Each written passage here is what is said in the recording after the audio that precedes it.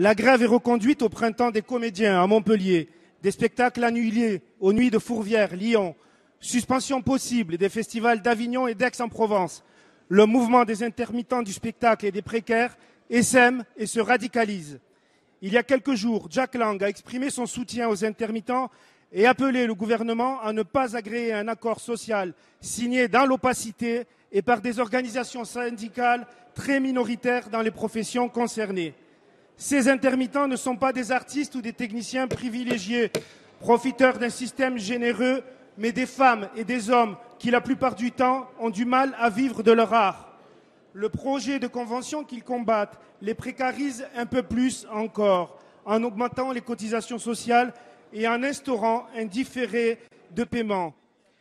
Victor Hugo, lors du budget rectificatif de 1848, et oui, disait déjà de grands dégâts pour de petites économies. Si la mobilisation est aussi forte, c'est que la situation est grave. Ce mouvement ne peut avoir pour simple réponse la nomination d'un médiateur qui serait chargé du service après-vente d'un mauvais accord. Surtout que depuis la crise de 2003, les intermittents eux-mêmes, mais aussi le comité de suivi et les rapports parlementaires ont fait des propositions pour aboutir à un système performant, juste et durable. Elles méritent d'être examinées sérieusement. Monsieur le Premier ministre, s'entêter serait plus qu'une erreur, ce serait une faute. Monsieur le Premier ministre, renouez le dialogue et suspendez l'agrément de cet accord. La parole est à Monsieur François Rebsamen, ministre du Travail, de l'Emploi et du Dialogue social. Merci, Monsieur le Président.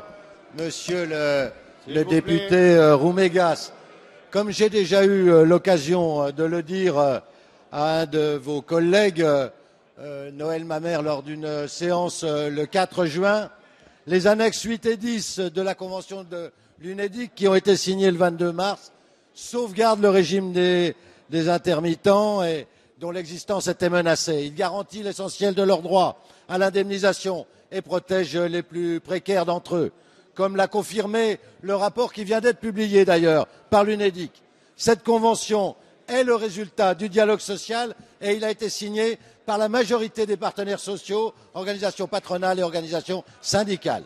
Mais, devant les inquiétudes et les angoisses de la profession, le Premier ministre a souhaité nommer un médiateur, votre collègue Jean-Patrick Gille.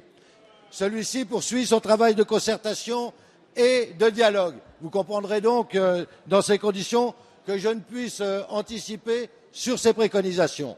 Je peux néanmoins vous préciser 2 points. Tout d'abord, dans cette affaire, le Premier ministre, la ministre de la Culture et moi-même n'avons qu'un seul et même objectif, rassurer les intermittents et apporter des réponses concrètes à leurs attentes, sans pour autant désavouer un accord majoritaire signé par les partenaires sociaux. Ensuite, monsieur le député, je peux vous dire que, comme moi, comme pour vous, comme pour l'ensemble des parlementaires ici présents, nous le savons, sans intermittents, il n'y a pas de culture. Et leur régime d'indemnisation est en soi déjà une partie de l'exception culturelle française. Et donc, autant l'exception culturelle française que ce régime doivent être